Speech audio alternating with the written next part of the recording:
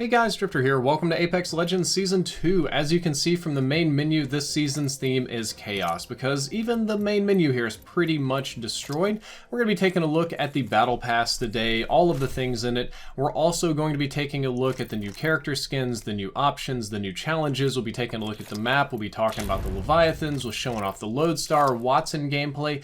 Just about everything new in the game we're going to talk about, starting with the Battle Pass. And at level 1, you get the new Intimidator legendary skin, which is actually really cool looking and a really good reward for level 1. At level 1 you also get 3 free gold themed characters, which is quite nice. And overall, I'm going to go ahead and preemptively say that this season's Battle Pass has much better loot and more free loot as well. The free loot tends to be lower value, of course, but it's still there. You get some weapon skins, you get an epic Apex pack, which has better odds than traditional. There's some more kind of generic weapon skins like the P2020 there, but that's whatever. We also have a lot more crafting materials in the Battle Pass, and Apex coins is still 1,000, you get those back.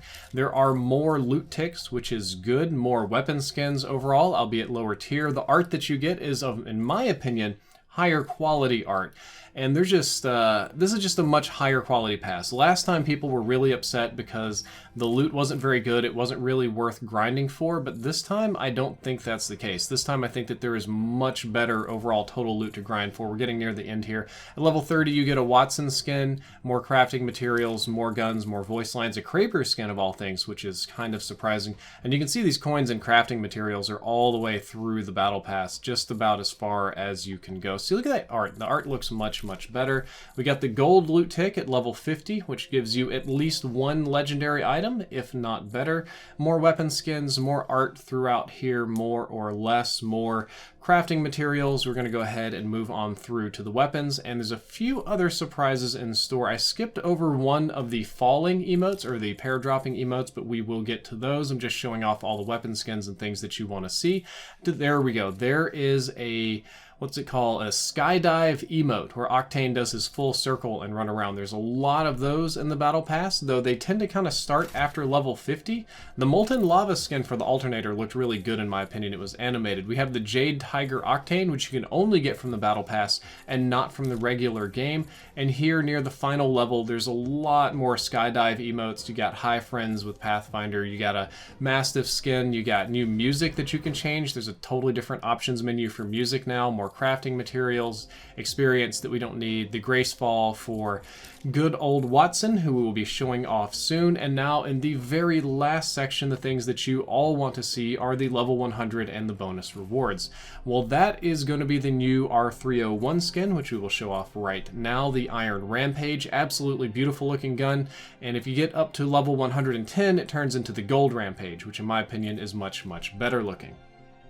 When you go to purchase the Battle Pass, it gives you a nice summary. You get 1,000 Apex coins, 1,200 crafting materials, which is enough to get one guaranteed legendary, skydive emotes, legendary character skins, 2 legendary guns, legendary Spitfire, epic, and overall quite a lot of stuff in this Battle Pass. So in my opinion, it's much better and much more worth it. I bought like the $28 one so I could get all the tiers and stuff. And I'm kind of glad that I did, because at this point in the video, I can talk about what they've done to the loot tables when it comes to your RNG boxes, because I do believe that they have changed. I'm going to back out to the main menu in just a second. Come on now. Yep, there's my premium currency. And let's go ahead and open up a few Apex packs. I'm kind of looking... Let's go ahead and unlock Wattson first. Come on, let's get Wattson. I'm going to spend my red credits on something. At least I can do something with all those red credits. But now it is time to take a look at the Apex packs. And when I went through and opened these up, I'm not going to show you all 8 because I think that would be a little bit boring. But as I opened them, I noticed that I got crafting materials in almost every single one, which was really good. I didn't notice it at first, which is why I'm not focusing on it. But I just got way more crafting materials. I would say like 2/3 of them gave me crafting materials, which means that as you purchase your loot boxes in this game, which are already consumer friendly in that they guarantee you items at certain points, but you get guaranteed crafting materials to build certain things, which is very nice. There's the new L-Star gun that we'll be talking about quite a lot later, and it has some very nice skins as well. I'm not sure if it's going to be worth it to go for a crate weapon skin, but I know some people do. Some people like having the very fancy Mastiff and Kraber cheaper skins, but that is what the L-Star looks like. Moving along, we have daily and weekly challenges that give you bonuses to the Battle Pass. These are my daily challenges, and they're different for everybody. So and then we have the weekly challenges, which this week is just to complete the daily challenges. It's like kind of just to remind you that there are daily challenges to do this week. And we have for this other week as well, you get, Battle Pass points for 200 damage in Skulltown, 20 headshots with assault rifles, loot legendary body shield 3 times, all sorts of stuff. And this is very much so going the Fortnite route, giving me daily challenges, giving me weekly challenges, giving me something to grind for, giving me rewarding me for trying new things and not just doing the same thing over and over. I got to get 5 headshots as Gibraltar as well, which is kind of sucky because I pretty much don't ever play Gibraltar. Let's take a quick look at Wattson and all of her skins. I don't really like the first 2. The pilot skins don't float my boat, but these feel like they come straight out of the Manga Blame, which I love.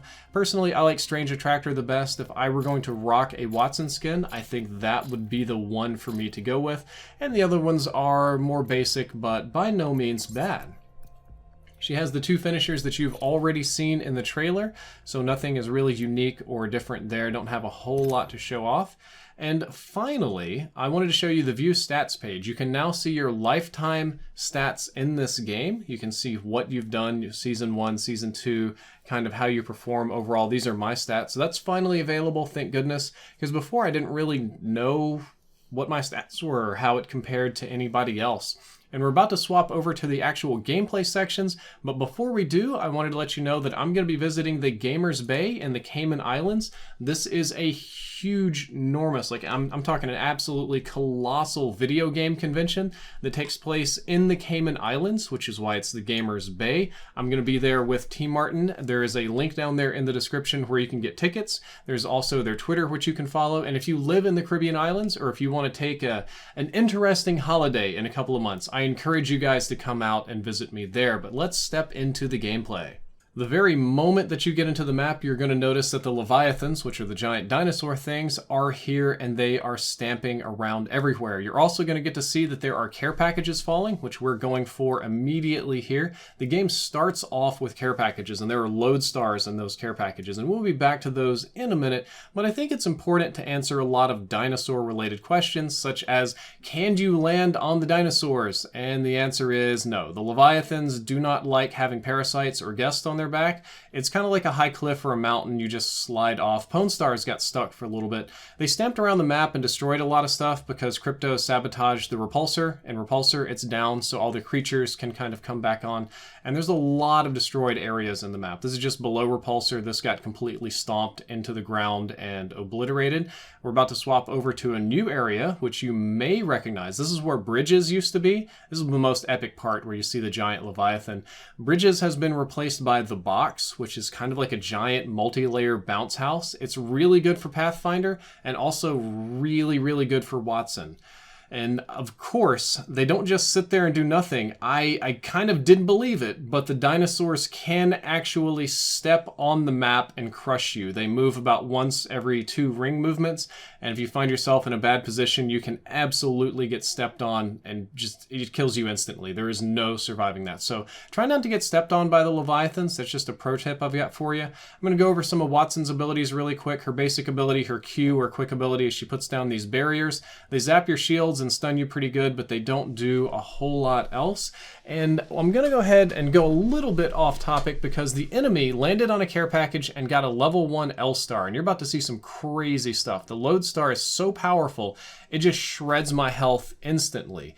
And Packer's like, this guy's weak, I'm gonna challenge him. It just murders Packer almost instantly. And our random, who's this Kovacs guy, Packer told me might be a pro player, came and saved us, but probably only because the other guy was really weak. The L-Star is so ridiculously strong and powerful. We'll be showing it off quite a lot later on today.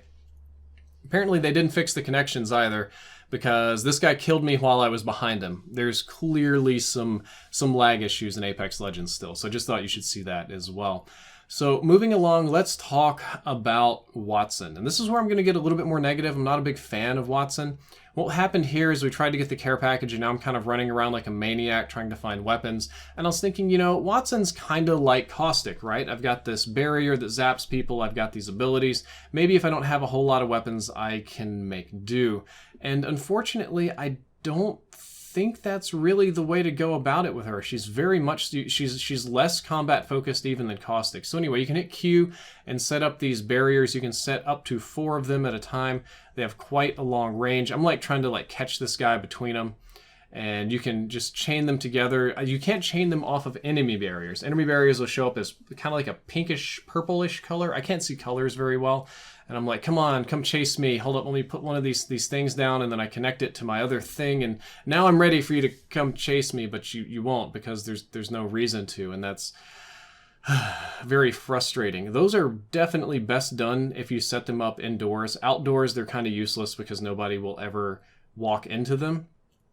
So if you need a heal, if you need a safe space, you can set up a defensive barrier in rooms like I've done here. And it works better if you set them up around corners of the doors so that people can't easily shoot them and break them, because if you shoot the electricity pylons, they break. This big crazy thing is Wattson's ultimate. Now, it's not mine, it's the enemy Wattson's ultimate, but we all get to use it because it's kind of like Lifeline's bot. It just works for everybody, or, well, it works for me. If you stand near the ultimate, you get your shields recharged, and it also kind of acts as a giant trophy system that just blocks everything that's incoming from any direction whatsoever. It's interesting that if you are playing as Wattson and you go to an enemy oh, this is the passive I'm just showing. Her passive is that one ultimate accelerant just gets her a brand new ultimate. So you can just carry like 2 or 3 ultimate accelerants and get them. I'm going to show off a little bit of a fun area on the map, which is the brand new bounce house, the box, the cradle, the cage, the big building that everybody wants to go play in. But anyway, back on the ultimate. If you are Wattson and you approach an enemy Wattson's ultimate, it will charge your shields as a passive. However, if you throw your ultimate down such that it's friendly for all 3 of your teammates get slow shield charge off of that, along with the crazy trophy system passive. Now, you can break it, you can shoot it, you can destroy it. It lasts a very long time. I don't believe it lasts forever. But the way you want to do this is deploy it as a big defensive barrier. And I think that since the shield passive recharge is really slow, it's not useful unless you're kind of like very desperate for it. The real benefit to this ability is the trophy system. You throw that down when you're afraid that you're going to get grenaded, when you're afraid that Gibraltar's calling in an ultimate. I blocked airstrikes with it today. In that respect, it's very, very useful. And if you happen to have an ultimate accelerant, it's spammable because you can get it back relatively quickly. You see there's the enemy Wattson's ultimate blocking grenades. The downside for Wattson, for me, is that I find her to be too passive of a character. Like right now I want to engage, but I can't. I know this guy's coming, so all I can do is try and set up like a goofy trap, maybe to keep him back. I really don't like micromanaging traps and gadgets and stationary things in combat. I'd much rather be Wraith or Mirage, or especially Pathfinder flying around. So I don't find Wattson to be particularly fun. I have a feeling that Wattson is designed much more for console players who do, just by their nature, play more conservatively, not necessarily a bad thing, and for people that like to play really, well, campy. That's breaks. This is the new Lodestar Weapon. It is an energy LMG, and it is a gold weapon that you can only get from crates. As I mentioned earlier today, there's 2 crates that drop 2 care packages, and you can get them immediately at the start of the game if you get that care package. There's a lot of these. They spawn very, very frequently, and they're incredibly strong. Like, look at this. This is one of the strongest weapons that I've maybe seen in any video game ever. It's got the highest DPS in the game, as far as I can tell. It's got pretty good hip fire, not as amazing as I originally thought it would be. It kind of starts spreading, and it does overheat, but the raw DPS on this gun, the ease of use, the large ammo pool, the fact that that there's so many of them in care packages is just amazing. This is the part where I thought, I was like, yeah, man, I'm going to throw down my Wattson ultimate. They can't grenade us, but they weren't really throwing a lot of grenades, and the zip lines actually go up over the other Wattson's line. And oddly enough, this Lodestar doesn't break Wattson's freaking energy pylons, or whatever you want to call them. It just breaks faces. That's really all that it does. but it does have a few drawbacks. There's a few things to the Lodestar that isn't great. While the DPS, you know, may be amazing or whatever, its weakness is in that it overheats really, really fast. You can shoot crazy fast. In the 40-round mag, I think you can only shoot 30 bullets before it overheats. The kick is a little bit violent. You can't put sights on it. And the hipfire will deceive you. It'll seem like it's really great up close, but the more you shoot, the wider the spread gets.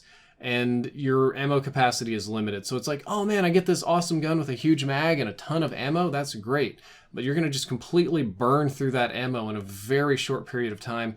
And you're also going to be fighting other people like this guy right here that has Lodestars, because at any given moment, there's going to be about 4 Lodestars on the map just getting ready to go banana sandwiches on people. If you do have to reload this weapon, may God forgive you, which I ended up doing here for the first time because of the first game I was using it. It is a full 3.5 seconds to reload. It's super, super slow. Like every gun in the game reloads faster, except maybe the Mastiff. So be very, very careful on your reloads.